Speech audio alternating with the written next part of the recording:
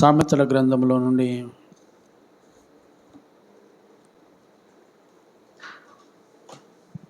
కొన్ని మాటలు ధ్యానించుకుందాం. సామెతల గ్రంథము 2వ అధ్యాయంలో నుండి 11వ వచనాన్ని ధ్యానించుకుందాం. బుద్ధి నిన్ను కాపాడును, బుద్ధి నిన్ను కాపాడును, వివేచన నీకు కావలి కాయును. చాలు, వివేచన నీకు కావలి కాయును. హల్లెలూయా, హల్లెలూయా. సర్వాధికారి వందనాలు ప్రభా, ఈ లేఖనము ద్వారా మీరు మాట్లాడండి. నీ బిడ్డల హృదయాలను తెరవండి. తెప్పరిల్లు హృదయాలను ప్రభా బలపరిచి, తండ్రి నీకు వందనాలు నాయనా. ఎదిగో అలసత్వాన్ని, సోమరితనాన్ని, నిద్రమత్తు ఆత్మను ఆయన బంధించి, తండ్రి నీకు స్తోత్రాలు ప్రభా. వాక్యము వినడానికి ఆత్మ చెవులను నీ బిడ్డలకు తెరవండి ప్రభా. నీ సన్నిధి నీ బిడ్డలతో ఉంచమని, నాతో మాట్లాడమని యేసునామమున అడుగుతున్నాం తండ్రి, ఆమేన్. ఈ లేఖన భాగాన్ని సొలొమోను భక్తుడు, ప్రసంగి అనబడిన సొలొమోను భక్తుడు రాసినటువంటి లేఖన భాగాలు అద్భుతమైనటువంటి మాటలు ఉన్నాయి. ఇందులో ఆయన మాట్లాడుతూ ఉన్నాడు, నా కుమారుడా, నీవు నా మాటను అంగీకరించి నా ఆజ్ఞను నీ యొద్ద దాచుకుని ఎడల అని మాట్లాడి, మొదటి మాట ఇక్కడ చూడండి, బుద్ధి నిన్ను కాపాడును, వివేచన నీకు కావలి ఉండును. చాలామంది నాకు ఫోన్లు చేసి, మీరు సంఘాన్ని బాగా ఇన్వాల్వ్ చేస్తారయ్యా, వాక్యములో చాలా ఇంట్రెస్ట్గా ఉన్నది అని చెప్తా ఉన్నారు. ఆమేన్, హల్లెలూయా. అంటే మిమ్మల్ని ఇన్వాల్వ్ చేయడం అనేది ఒక దైవ సేవకుని యొక్క లక్షణం. అది మీరు వినేటట్టుగా చేయడం. ఇప్పుడు మీరు చెప్పండి నాకు, మనల్ని ఏది కాపాడుతుందంట? అందరూ చెప్పాలి. ఏం కాపాడుతుందట ఆనంద్? బుద్ధి. హల్లెలూయా. ఏం కాపాడుతుందట పుష్పక్క మనల్ని? బుద్ధి. చెప్పండి, ఏం కాపాడుతుంది మనల్ని? బుద్ధి కాపాడుతుంది. మరి ఎట్లా బుద్ధి కొనుక్కొచ్చుకోవాలి మనం? ఎక్కడ దొరుకుతుంది? కొనుక్కుంటే దొరుకుద్దా మరి బుద్ధి? ఎక్కడ దొరుకుద్దో తెలుసా? పోనీ మీకు బుద్ధి ఎక్కడ దొరుకుతుంది అంటారు?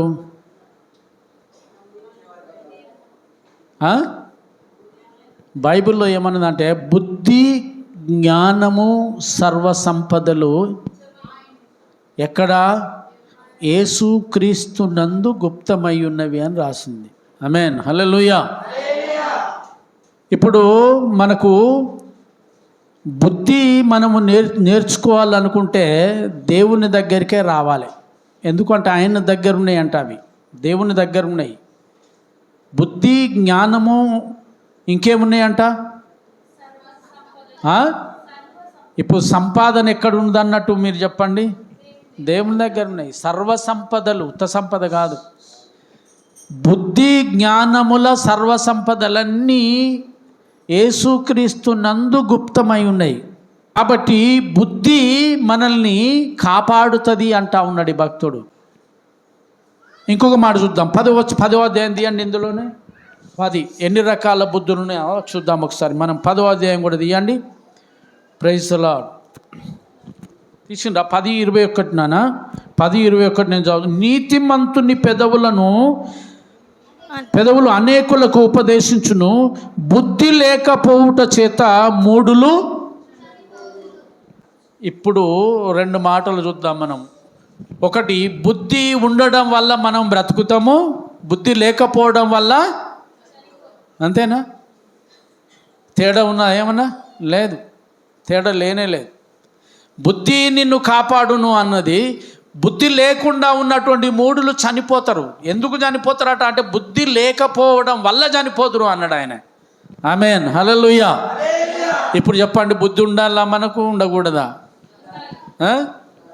బుద్ధి చాలా రకాలు ఉన్నది. బుద్ధి ఒకటి వంకర బుద్ధి అని ఉంటుంది, తెలుసా? వంకర బుద్ధి ఉంటుందా? ఇంకేం బుద్ధులు ఉంటాయి చెప్పండి? చెప్పు, నీ చదువుకున్న వాళ్ళకి బాగా తెలియాలి కదా.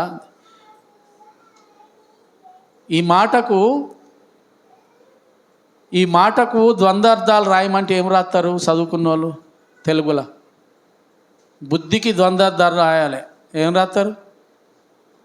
లేరా చదువుకున్న వాళ్ళు? అసలు లేరా? ఒకటి వంకర బుద్ధి, దుర్బుద్ధి, చెడ్డ బుద్ధి, కుక్క బుద్ధి. కుక్క బుద్ధి ఉండదా?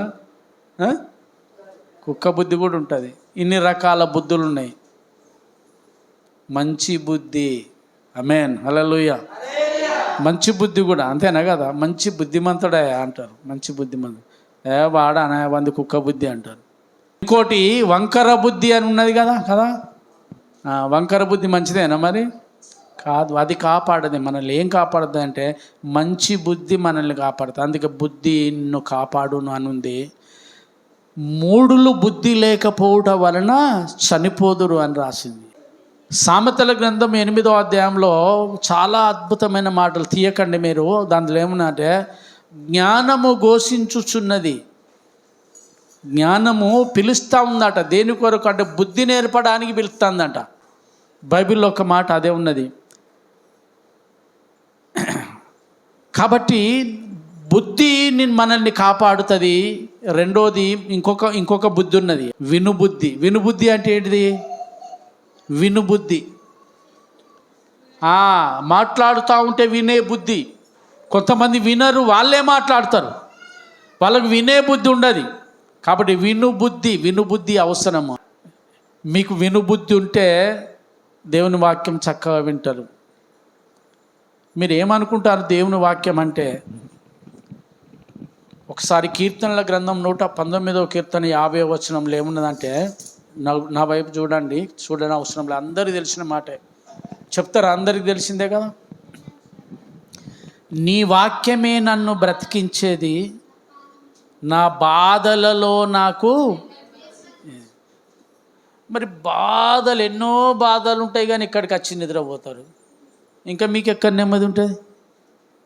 బాధలు బాగానే ఉన్నాయి, బాధలు బాగా ఉన్నాయి. మరి బాధలలో నెమ్మది కలగాలంటే ఏం కావాలట అంటే దేవుని వాక్యం వినాలి, అప్పుడు నెమ్మది దొరుకుతుంది.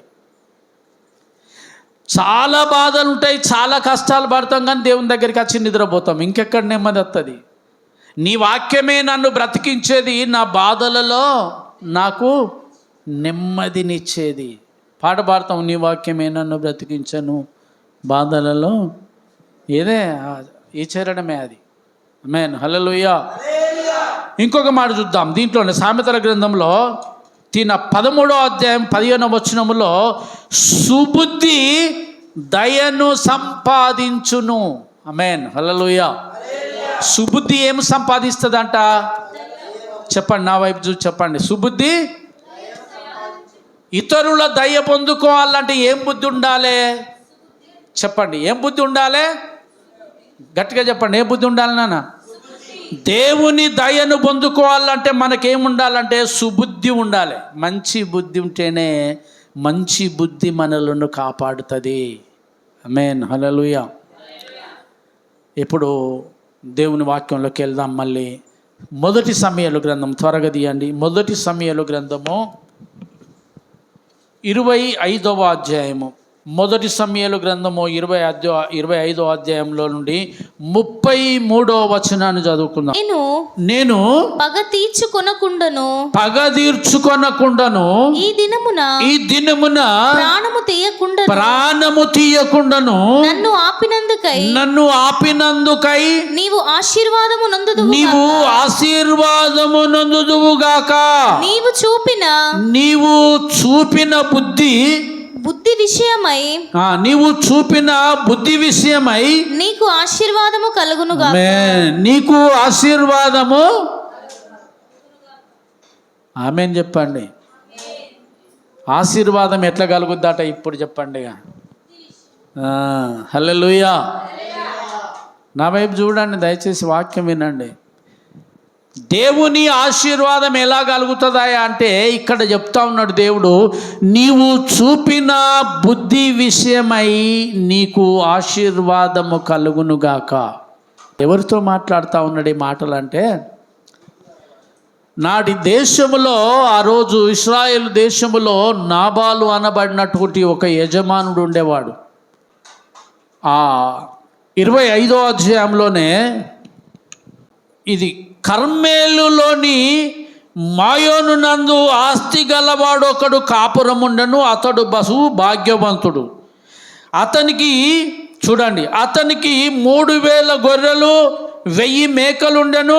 అతడు కర్మేలులో తన గొర్రెల బొచ్చు కత్తిరించుటకై పోయి ఉండెను. అతని పేరు నాబాలు, అతని భార్య పేరు అబీగయేలు. ఆమేన్, హల్లెలూయా, హల్లెలూయా. ఈమెతో మాట్లాడుతూ ఉన్నాడు దేవుడు. అబీగయేలు అనే స్త్రీతో మాట్లాడిండి ఈ మాట. ఏమని మాట్లాడిందంటే, అమ్మా, ఈ దినము నేను ఒక వ్యక్తిని చంపకుండా పగ తీర్చుకొనకుండా నువ్వు నన్ను ఆపినవు కాబట్టి నువ్వు ఆశీర్వాదమునందుదువు గాక. అందులోనూ నీవు చూపిన బుద్ధి, అంతే నా మాట చూడండి, నీవు చూపిన బుద్ధి విషయమై నీవు ఆశీర్వాదమునందుదువు గాక. ఆమేన్, హల్లెలూయా. ఈమె ఏమి బుద్ధి చూపెట్టింది మరి? Praise the Lord. తెలుసా ఎవరికైనా? విన్నరా ఎప్పుడైనా ఈ కథ? ఇదొక కథనే. నేను దీన్ని ముందుగా చెప్తా. ఇంతకుముందు మనం చదివినట్లే కర్మేలులోని మాయోను నందు ఒక భాగ్యవంతుడు నాట. ఆయన భాగ్యవంతుడు అంటే మామూలుడైనా చెప్పండి? ఈ కాలంలో భాగ్యవంతుడిని ఏమంటారు చెప్తారా? ధనవంతుడు. భాగ్యవంతుడు అంటే ఎవరు? ధనవంతుడు. 3000 గొర్రెల మందలు ఉన్నాయంట. 3000 గొర్రెలు ఉన్నాయంట. 1000 మేకలు ఉన్నాయంట. బహు ఆస్తి గలవాడంట. చాలా ఆస్తిపరుడు, గొప్ప ధనవంతుడు. ఈయన పేరేం పేరు చెప్పండి? నాబాలు. నాబాలు. ఆమేన్, హల్లెలూయా. ఈయన భార్య ఉన్నదట. ఈయనకొక భార్య ఉన్నది. ఆమె పేరేం పేరట? అబీగయేలు. ఆ భార్య ఉన్నది అన్న తర్వాత ఆమె పేరు అబీగయేలు అని కిందేం రాస్తాడంట పక్కనే. ఈమె సుబుద్ధి. చూడండి ఏముందంట ఆమెకు ఆడ. ఈ స్త్రీ సుబుద్ధి గలదై రూపసి అయి ఉండను. చాలు. ఈ స్త్రీ ఎలాంటి బుద్ధి గలదట? చెప్పండి, అందరు చెప్పండి. ఎలాంటి బుద్ధి గలది? సుబుద్ధి. ఇంతకుముందు మనం చదువుకున్న మాట ఉన్నది కదా సామెతల గ్రంథంలో. సామెతల గ్రంథంలో 13వ అధ్యాయం 15వ వచనంలో సుబుద్ధి దయను సంపాదించును. సుబుద్ధి ఏం సంపాదిస్తుందంట? దయను సంపాదిస్తుందంట. ఎట్లా సంపాదించింది అంటే ఈమె సుబుద్ధి దయను సంపాదించింది. ఎట్లా సంపాదించిందంటే, ఇప్పుడు ఈ నాబాలు అని పేరు విన్నాం కదా, చాలా భాగ్యవంతుడున్నాడు కదా, ధనవంతుడున్నాడు కదా. ఈ నాబాలు చాలా ధనవంతుడు, భాగ్యవంతుడు, మిగుల ఆస్తి గలవాడు. 3000 గొర్రెలున్నాయి, 1000 మేకలున్నాయి. ఇతడు అరణ్యములోకి తన గొర్రెల మందలందరినీ తీసుకెళ్ళి బొచ్చు కత్తిరించే పండుగ చేస్తూ ఉన్నాడంట. గొర్రెల కాపరులు గొర్రెల బొచ్చు కత్తిరించే పండుగ చేస్తారు. వాళ్ళు చాలా పెద్దగా చేస్తారు, నాకు తెలుసు, నేను చూసిన. గొర్రెల బొచ్చు కత్తిరించే పండుగ చేస్తూ అరణ్యములో ఉండగా, అదే సమయంలో అదే అరణ్యములో దావీదున్నాడు. సౌలు చేత తరమబడి అరణ్యములో తలదాచుకున్నాడు. ఆయనకు తినడానికి తిండి లేకుండా ఉన్నాడు. అది నా ఆకలితో ఉన్నాడు. ఆయన మాత్రమే కాదు, ఆయన దగ్గర 600 మంది ఉన్నారు. ఆయన అనుచరులు ఉన్నారు. దావీదుతో పాటు 600 మంది అనుచరులు ఉన్నారు. దావీదు ఆ అడవిలోనే ఉన్నాడు. దావీదు ఉండే స్థలములోనే నాబాలు గొర్రెలను మేస్తా ఉన్నాయి. చూడండి, నా వైపు చూడండి. ఈ దావీదు ఉండే అరణ్యములోనే నాబాలు యొక్క గొర్రెల మంద, మేకల మంద మేస్తూ ఉండగా, దావీదు ఆ ప్రాంతంలో ఉండడాన్ని బట్టి ఆ గొర్రెల మంద క్షేమంగా ఉన్నదంట. ఆ గొర్రెల మంద క్షేమంగా ఉన్నది. ఎందుకు చెప్తారా? ఎందుకు ఉన్నది ఆ గొర్రెల మంద? దావీదు ఉన్న దగ్గరికి సింహాలు రావు, తోడేళ్ళు రావు. ఎందుకు అంటే, ఒక దినాన్న దావీదు తన గొర్రెల మందని మేపుతూ ఉన్నప్పుడు సింహం వచ్చిందంట. సింహం అత్త జరిగింది ఏంటంటే, ఆ సింహాన్ని చీల్చేసిండంట ఆయన. ఆమేన్, హల్లెలూయా. ఎలుగుబంటిని చంపేసిండంట, ఎలుగుబంటి గొర్రెని ఎత్తుకుపోవడానికి వస్తే. కాబట్టి దావీదు మిక్కిలి బలశాలి అయిన వాడు కాబట్టి ఆయన ఉండగా మందక్షేమంగా ఉన్నది. ఒకరోజు వీళ్ళు పండుగ జరుపుకుంటా ఉన్నాడు నాబాలు. ఆ గొర్రెల బొచ్చు కత్తిరించే పండుగ జరుపుతూ ఉంటే ఆ రోజు దావీదు దగ్గర గాసం ఏం లేదు, తినడానికి భత్యం లేదంట. అందుకని దావీదు ఏం చేసిండంటే ఆయన దగ్గర ఉన్న అనుచరులను పిలిచిండు. అరే బాబు ఇట్లా రండి మీరు అని చెప్పని కొంతమందిని పిలిచి, ఇదిగో నాబాలు అరణ్యములో గొర్రెల బొచ్చు కత్తిరించే పండుగ చేస్తూ ఉన్నాడు కదా, మీరు నాబాలు దగ్గరికి వెళ్ళి ఆయన నీకు క్షేమము కలుగును గాక ఆయనతో మీరు చెప్పండి. ఆమేన్, హల్లెలూయా.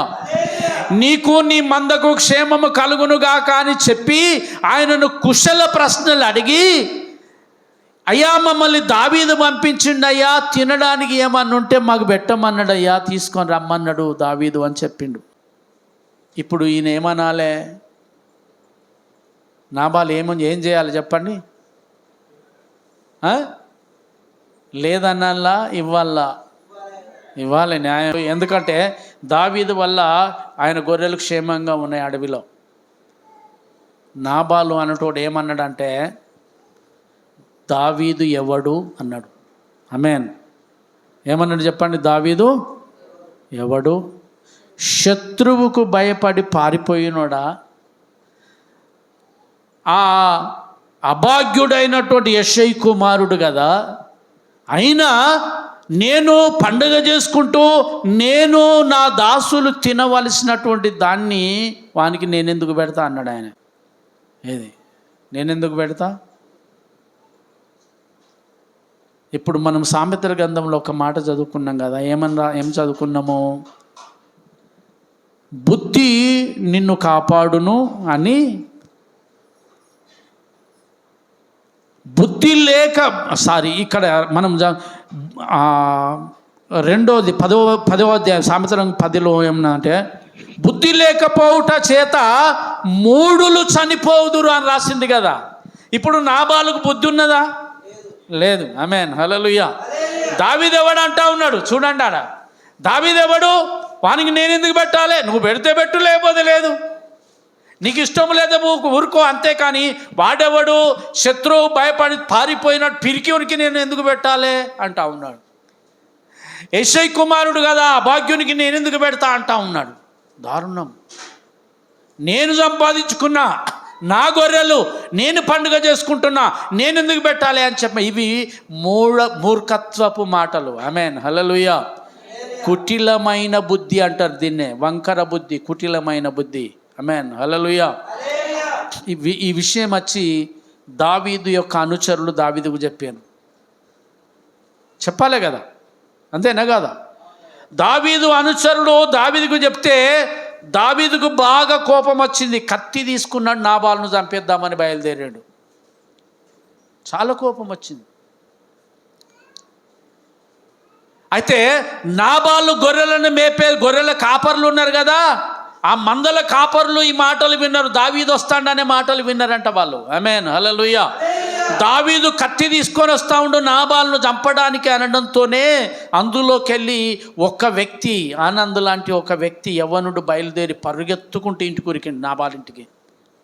నాబాలింటి దగ్గర ఉరికి నాబాలు భార్యతో చెప్పిండు. ఏమని చెప్పిండు అంటే, అమ్మా నా ఏలిన వాడైనటువంటి నాబాలు మూర్ఖుడమ్మా అన్నాడు. ఆమేన్, హల్లెలూయా. జరిగింది, ఈ విషయం జరిగింది. దావీదుకి ఇట్లా పంపిస్తే వాడెవడు పిరికోనికి నేనెందుకు ఇస్తా, నాది నేనే తింటా అని చెప్పని మూర్ఖమైన మాటలు మాట్లాడిండమ్మా.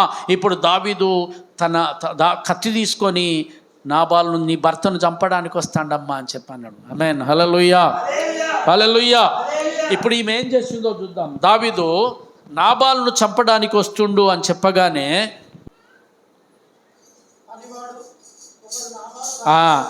14వ వచనం, పనివాడు ఒకడు నాబాలు భార్య అయిన అబీగయలుతో ఇట్లా నేను, అమ్మా దావీదు అరణ్యములో నుండి మన యజమాని కుశల ప్రశ్నలాడుటకై తన దూతలను పంపించగా అతడు వారితో కఠినముగా మాట్లాడాను.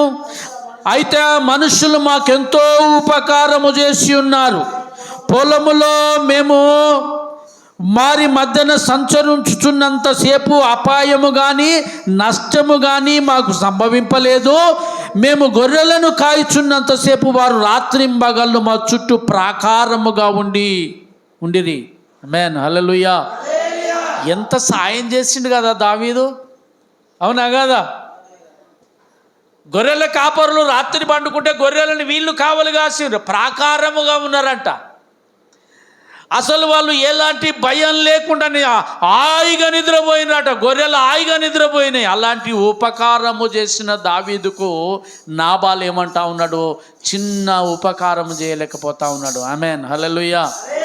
ఈ మాటలు చెప్తా ఉన్నాడు. అమ్మా ఇగో జరిగింది ఇది, దావీదు చాలా మంచివాడు, మన గొర్రెలు ఆయన చేయబట్టే బ్రతికినాయి అని చెప్పి, అయితే మా యజమానునికి అతని ఇంటి వారందరికీ వారు కీడు చేయ నిశ్చయించి ఉన్నారు గనుక ఇప్పుడు నువ్వు చేయవలసిన దానిని బహు జాగ్రత్తగా ఆలోచించుము.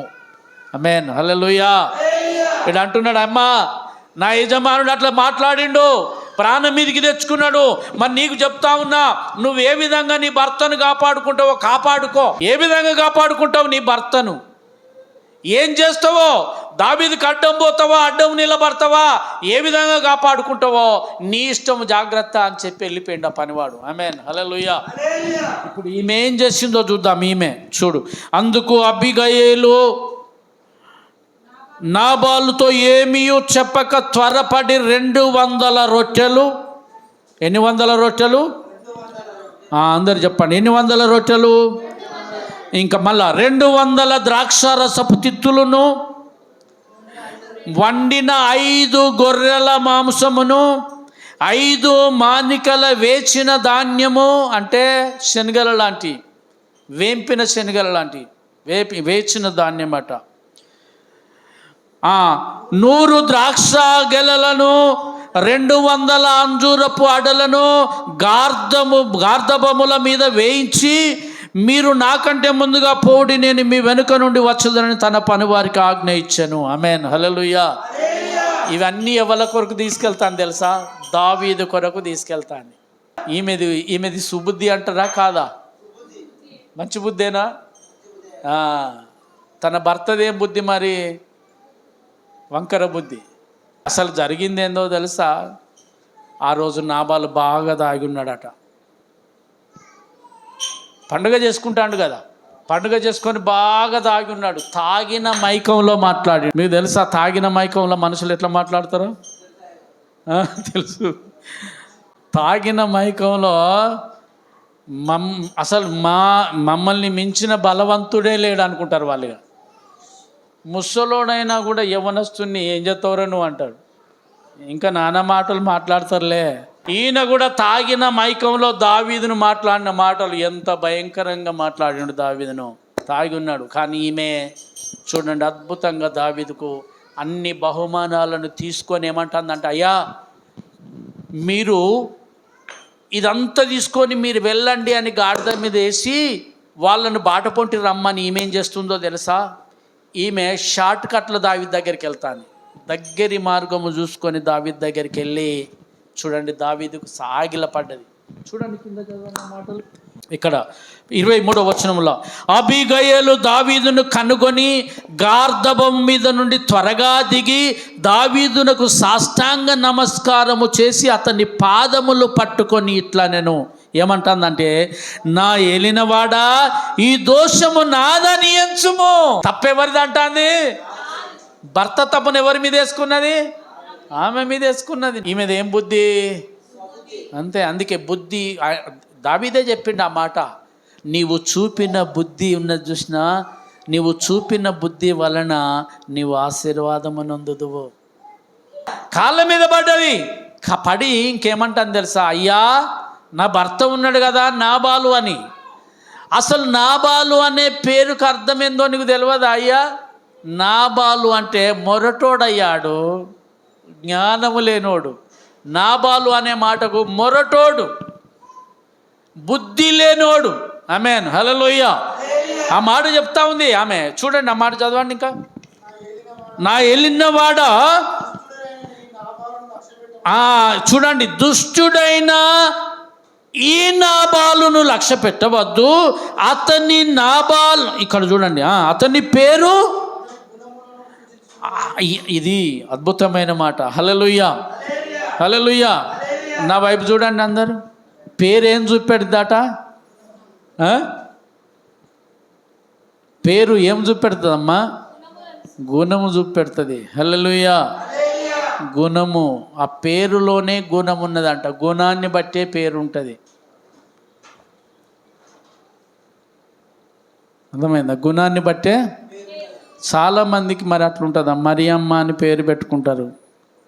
మరియమ్మ అన్నట్టు ఆమె ఒక ఆమె అన్నదిగా, అంటే దేవుడు నాకు ఏం చేసిండు, అసలు నేను చర్చికే రాను, అలా అడిగే పెట్టా అన్నది ఒక ఆమె. దేవుడు నాకు ఏం చేసిండు, నా పిల్లలకి ఏం చేసిండు, ఏమొచ్చింది నాకు. కానీ మరియమ్మ ఏమన్నదో తెలుసా? బైబిల్లో ఉన్న మరియమ్మ దేవుని మాటలను తలపోసుకొనుచూ ఉండెను అని రాసింది. ఆమేన్, హల్లెలూయా. నేను ఒక మాట చెప్తా, మీరు వినండి, నా వైపు చూడండి. మత్తయి సువార్త 25వ అధ్యాయంలో తీయకండి, ఆడ 10 మంది కన్యకలు అని ఉంటుంది కదా. 10 మంది కన్యకలు విన్నరా ఎప్పుడైనా? ఈ వర్తమానం విన్నరా నాన్న? వాళ్ళు ఎవరి కొరకు ఎదురు చూస్తారు? అంతే, వెరీ గుడ్. పెళ్లి కుమారుని గురించి ఎదురు చూస్తూ ఉన్నారు. అయితే యేసు ప్రభు ఈ భూమి మీద పుట్టబోతా ఉన్నాడని చెప్పిన కాలంలో జరిగిందో తెలుసా? మోనిక లాంటి యవ్వన కన్యలు ఉన్నారు కదా, ఇలాంటి పిల్లలు, పెళ్లి కాని పిల్లలు, మోనిక లాంటి పిల్లలు, ఇశ్రాయేలు దేశములో ఉన్నటువంటి అనేక మంది యవ్వన ఆడపిల్లలు, పెళ్లి కాని పిల్లలు. ఎందుకు అంటే ఆమె కన్య కడుపులో పుడతాడని రాసింది. కన్యక గర్భవతి అయి కుమారుని కన్ను అన్నది కదా ప్రవక్తలు చెప్పిన లేఖనాలలో. ఇశ్రాయేలు దేశంలో ఉన్న కన్యకలందరూ, అంటే పెళ్లి కాని వాళ్ళందరూ అట యేసు ప్రభు నా కడుపున పుట్టాలని చెప్పాను అందరూ చూస్తానంట. ఇప్పుడు దేశంలో ఉన్న కన్యలందరూ ఎంతమంది ఉండవచ్చు చెప్పండి? మన ఊళ్ళోనే దాదాపు 100 మంది వెళ్ళరా? పెళ్లి కాని పిల్లలు, ఆడపిల్లలు వెళ్తారా? వెళ్ళరా?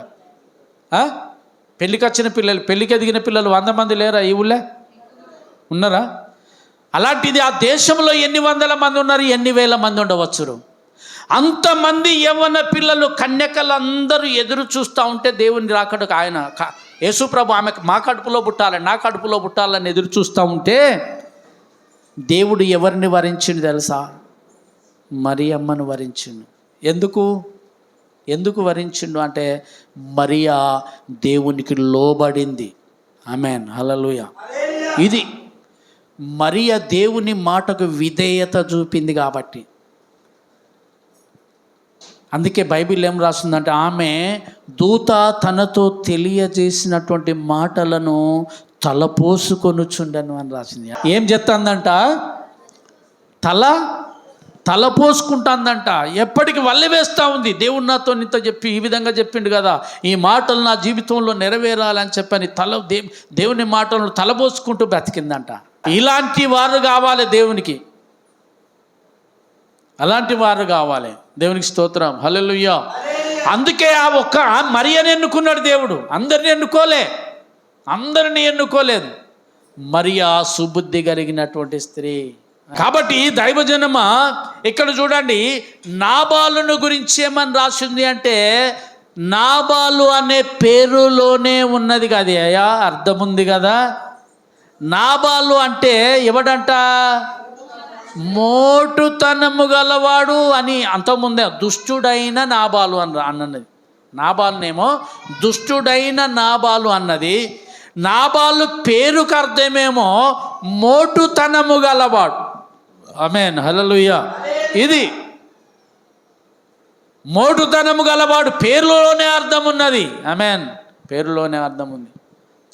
ఆనంద్ అనే మాటకు అర్థమైంది ఆనందం. రవి అనే మాటకు అర్థమైంది వెలుగు, సూర్యుడు. రవి అస్తమించని సామ్రాజ్యం అన్నారు. రవి అస్తమించని అంటే అర్థమైంది సూర్యుడు. ఆంగ్ల సామ్రాజ్యం, బ్రిటిష్ సామ్రాజ్యంలో సూర్యుడు ఎప్పుడు అస్తమించాడంట. అంటే అర్థమైంది ఎందుకు అస్తమించలేదు అంటే ఆంగ్ల సామ్రాజ్యంలో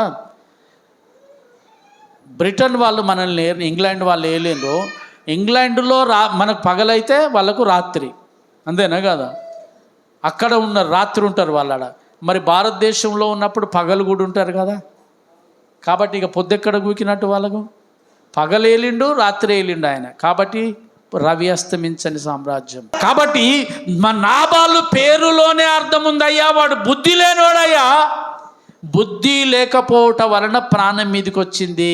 నాబాలు ప్రాణం తీయడానికి వచ్చిన దావీదు దగ్గరికి పోయి తన పాపం తన తప్పులన్నీ ఒప్పుకొని ఏమంటా ఉందంటే, స్త్రీలు జాగ్రత్త వినండి, ఇది నా తప్పు అని ఎంచండి. Praise the lord. తన భర్త యొక్క తప్పును తన మీద వేసుకున్నది కదా. ఎంత అద్భుతమైన స్త్రీ. అప్పుడు దావీదు మాట్లాడిన మాట ఈ మాట. ఆమేన్, హల్లెలూయా. ఇప్పుడు 33వ వచనం చదువుదాం. అప్పుడు దావీదు ఈ మాట మాట్లాడి ఏమని చెప్పిండంటే, ఇవన్నీ చెప్పిన తర్వాత దావీదు అంటా ఉన్నాడు, నేను పగ తీర్చుకొనకుండా ఈ దినమున ప్రాణము తీయకుండా నన్ను ఆపినవు నువ్వు. ఆమెతో మాట్లాడు. ఆమేన్, హల్లెలూయా. 2 మాటలు మాట్లాడు. ఒకడేమో నేను పగ తీర్చుకొనకుండా, రెండోది నేను ప్రాణము తీయకుండా ఈ దినమున నీవు ఆపినందుకు, నన్ను ఆపినందుకై నీవు ఆశీర్వాదము నందుదువుగాక. ఆమేన్, హల్లెలూయా. నా వైపు చూడండి. ఇప్పుడు పగ తీసుకుంటే ఇప్పుడు దావీదు మీదకి ఏమవుతుంది? అంతలా ఏమవుతుంది ఆయనకు?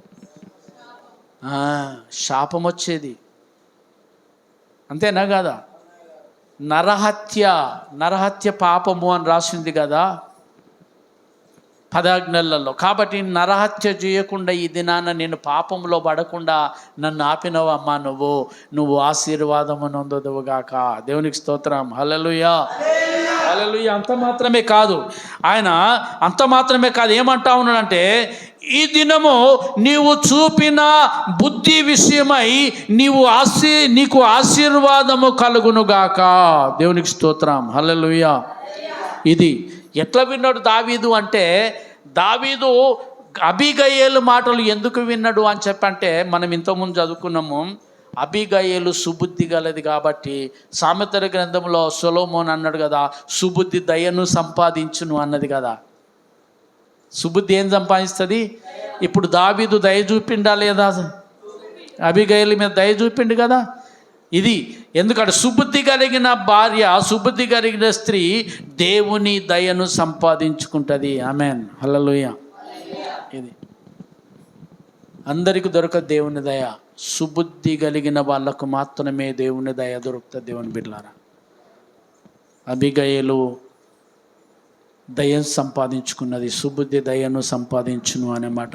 ఇప్పుడు నాబాలు గురించి కూడా ఒక మాట చూద్దాం. సామెతల గ్రంథము ఇదే 13వ అధ్యాయం 10వ వచనం చదవన్నాను, 16 సామెతలు 13వ అధ్యాయం 16వ వచనములో తెలివి కలిగి పని జరుపుకొందురు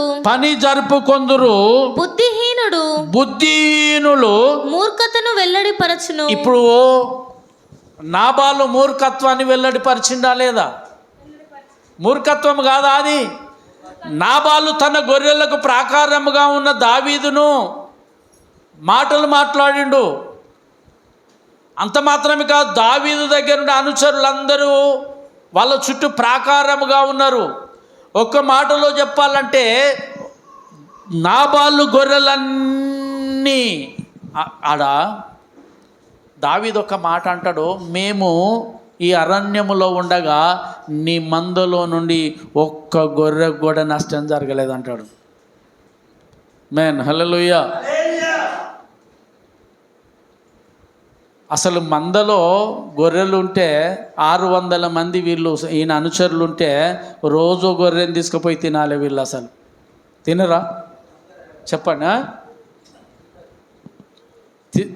తీసుకుపోతారా అంతే. బావి పనికి పోయిన కాడ ఒక గొర్రెల మంద వచ్చింది. ఒక గొర్రె మంద మేపుకుంటూ వచ్చాను. బావి తవ్వుతూ ఉన్నాం కదా మేము. నేను పైనే ఉన్నా, మా దగ్గర ఉన్న ఒక వ్యక్తి బావి పనికి వచ్చిండు. ఆయన గొర్రెల మంద రాగానే కొంచెం అటు ఇటు పోయి కుందేలు అని మొత్తుకున్నాడు. కుందేలు వచ్చింది మొత్తుకొని ఉరుకుతూ ఉన్నాడు దాని వెనకబడి. ఈ బావి మీద ఉన్న నలుగురు ఉరుకుతూ ఉంటే ఈ గొల్లోడు ఉరికిండు దాని వెంబడే. కుందేలు వచ్చిందట పట్టుకుందామని గొల్లోడు ఉరికిండు. ఉరకడంతో ఈ గొర్రెల మందలకి వెళ్ళి ఒక గొర్రెను తీసిన మలిసిని పక్కకు పెట్టేసిన మనోళ్ళు. నాకు తెలియదు ఆ విషయం. నేను పరిశాన్ అన్న. సాయంత్రము ఆ వ్యక్తిని కొంచెం లేట్గా ముందుగానే పంపించారు. ముందుగా పంపిస్తే ఆ పక్కకున్న 2 తాళ్ళు ఎక్కిండు, కళ్ళిడ్చుకొచ్చిండు. ఆ రాత్రి పాప మా గొర్రెని తీసి కోసుకున్నారు, తిన్నారు. కుందేలు ఇది చాలా రోజులు నవ్వుకున్నాను నేను. ఆమేన్, హల్లెలూయా. అలాంటి దావీదు చూడండి, 3000 గొర్రెలు అక్కడుంటే ఒక్క గొర్రెకు కూడా నష్టము జరగకుండా కాపాడినటువంటి వ్యక్తి దగ్గర వీడు మూర్ఖపు మాటలు మాట్లాడిండు. ఆమేన్, హల్లెలూయా. అదే చెప్తా ఉన్నాడు దేవుడు. ఏమనంటే బుద్ధిహీనుడు మూర్ఖతని వెల్లడిపరచును. అబిగయలు కూడా అంటుంది, అయ్యా నీకు తెలియదా నాబాలు మూర్ఖుడు కాదయ్యా, వాడు మూర్ఖుడయ్యా. ఆ మూర్ఖుని మాటలు పట్టుకోకయ్యా, ఈ పొరపాటు ఈ పాపము నాదని ఎంచుము అని చెప్పింది ఆమె. సామెతల గ్రంథంలో ఇంకొక మాట తీయండి, త్వరగా తీయండి. 16వ అధ్యాయము 27వ వచనము. పనికి మాలినవాడు కీడును త్రవ్వి పైకెత్తును. పనికి మాలిన వాడు కీడును తవ్వి పైకెత్తును. వాని పెదవుల నుండి అగ్ని మండుచున్నట్టున్నది. ఇది భయంకరమైన మాటలు మాట్లాడు పనికి మాలినటువంటి నాబాలు. ప్రైజ్ ది లార్డ్, హల్లెలూయా.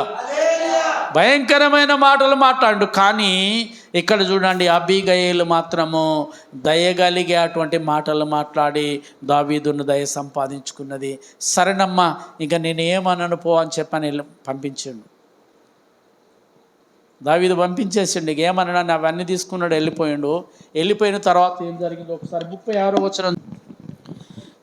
36వ వచనాన్ని.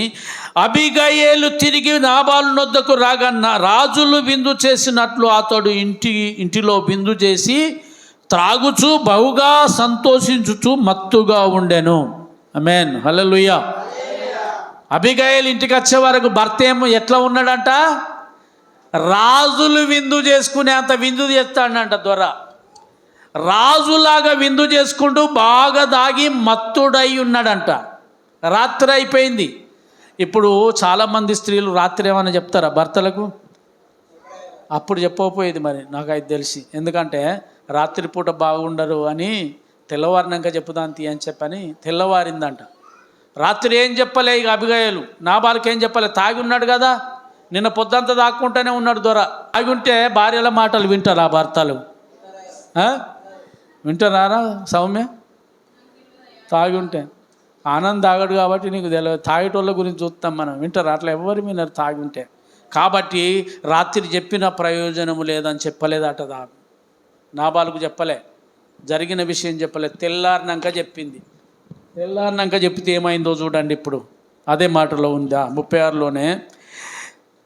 కనుక తెల్లవారు వరకు ఆమె అతనితో కొద్ది గొప్ప మరేమీ చెప్పక ఊరకుండెను.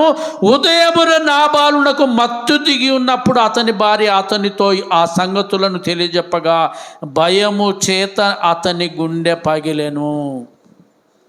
ప్రేమైంది భయము చేత. మరి అంతకుముందు ఎందుకు భయపడలేదు దావీదుకి? తాగున్నాడు, హాయిగా మత్తులో ఉన్నాడు కాబట్టి దావీదెవడు అన్నాడు, గా ఇషై కుమారుడు అనటోడేనా అన్నాడు. ఇప్పుడు దావీదు అనడంతోనే గుండె పగిలిందంట.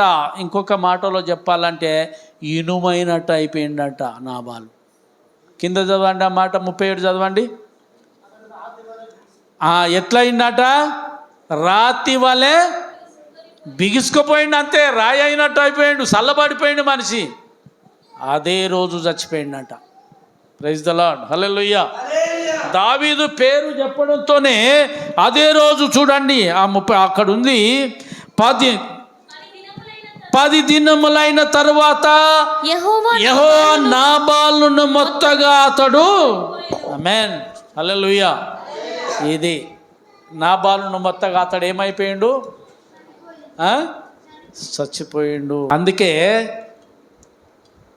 బుద్ధి లేకపోవట వలన, మూర్ఖత వలన మనుషులు చచ్చిపోదురు అని మనం చదువుకున్నాం కదా. చచ్చిపోయిండా ఇప్పుడు? బుద్ధి లేకపోవడం వలన చనిపోయిందా లేదా? ఒక మాట చదవండి, ప్రార్థన చేసుకుందాం. హోషేయ గ్రంథము ప్రార్థన చేసుకుందాం. చివరి మాట హోషేయ గ్రంథము 13వ అధ్యాయము 13వ వచనం కూడా చదవండి. 13వ వచనాన్ని చదవండి. ప్రసూతి వేదనలు కలిగినట్టుగా అతనికి వేదన పుట్టును. పిల్ల పుట్టు సమయమున బయటికి రాని శిశువైనట్టుగా అతడు బుద్ధి లేనివాడై వృద్ధికి రాడు. వృద్ధికి అంటే ఏంటి చెప్పండి? వృద్ధికి అంటే ఏమన్నట్టు? వృద్ధి అంటే ఆశీర్వాదం ఉండదు వానికి. దినదినాభివృద్ధి చెందెను అని రాసి ఉండదా? దినదిన అభివృద్ధి. వృద్ధి అనగా అభివృద్ధి. ఆమేన్, హల్లెలూయా. ఏమని రాసిందంటే అతడు బుద్ధి లేని వాడై వృద్ధికి రాడు. ఆమేన్, హల్లెలూయా. నా వైపు చూడండి, చివరి వచనమే కదా ఇది. అందరు వినండి. ఇప్పుడు ఇక్కడ దావీదు అబిగయీలుతో ఏమన్నాడంటే, నీవు చూపిన బుద్ధి వలన నీవు ఆశీర్వాదము నొందుదువు. బుద్ధి లేనివాడు రాడు, అభివృద్ధి చెందడు, దీవించబడడు. ఇప్పుడు ఎంత ప్రమాదం! బుద్ధి లేకపోతే దీవించబడం, దీవెన లేదు. బుద్ధి ఉంటే నీవు చూపిన బుద్ధి వలన, అరే ఎన్నిసార్లు చెప్పిన, 100 సార్లు అనవచ్చు నేను ఈ మాట. నీవు చూపిన బుద్ధి వలన నీవు ఆశీర్వాదము నొందుదువు. ఇక్కడ బుద్ధి లేనివాడు వృద్ధిలోనికి రాడు. ఆమేన్, హల్లెలూయా. ఇది కాబట్టి బుద్ధి నిన్ను కాపాడును. ఆమేన్, హల్లెలూయా. బుద్ధి మనల్ని కాపాడుతుంది. బుద్ధి మనము ఆశీర్వదించబడేలా చేస్తుంది మన బుద్ధి. ఆమేన్, హల్లెలూయా.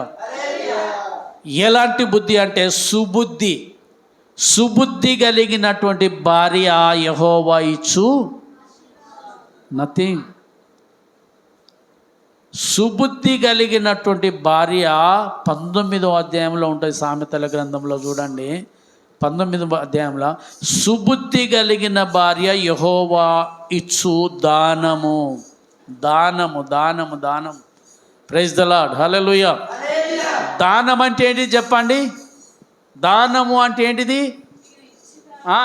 ఉచితంగా ఇచ్చేదాన్ని దానము అంటారు. ఆమేన్, హల్లెలూయా, హల్లెలూయా. భార్యలు ఉచితంగానే వస్తానరా, కొనుక్కుంటానరా? ఇప్పుడు భార్యలే భర్తలను కొనుక్కుంటారు. మూర్ఖత్వం ఈ లోకం.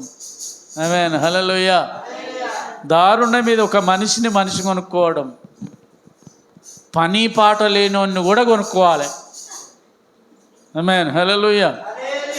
పని పాట లేని పనికి మాలిన వెధవను కూడా పైసలు ఇచ్చి కొనుక్కోవాల్సి వస్తుంది. చూడండి, దేవుడు అందరికి ఇస్తాడు దానాలు. పనికి మాలిన వెధవకు కూడా దానం ఇస్తాడు. భార్య అంతేనా? వాడు కూడా భార్య లేకుంటుంటాడా చెప్పండి? ఉంటాడా? ఉండడు. పనికి మంచోనికి ఉంటుంది, బుద్ధిమంతుని భార్య ఉంటుంది, పనికి మాలినోనికి కూడా భార్య ఉంటుంది. కాబట్టి బైబిల్లో ఆ మాట ఏముందంటే, ఇక్కడ గృహమును విత్తమును తల్లిదండ్రులు ఇచ్చే స్వాస్థ్యము సుబుద్ధి కలిగిన భార్య మట్టుకైతే యెహోవా ఇచ్చు దానము. ఆమేన్, హల్లెలూయా. సుబుద్ధి కలిగిన భార్య కాబట్టే దేవుని దయను సంపాదించుకున్నది, భర్తను కాపాడుకున్నది. ఆమేన్, హల్లెలూయా. సుబుద్ధి కలిగినటువంటి సుబుద్ధి ఆశీర్వాదము తీసుకొని వస్తుంది. అసలు బుద్ధే లేకపోతే ఆశీర్వాదమే లేదు. బుద్ధి లేకపోవటం వలన వృద్ధిలోనికి రారు.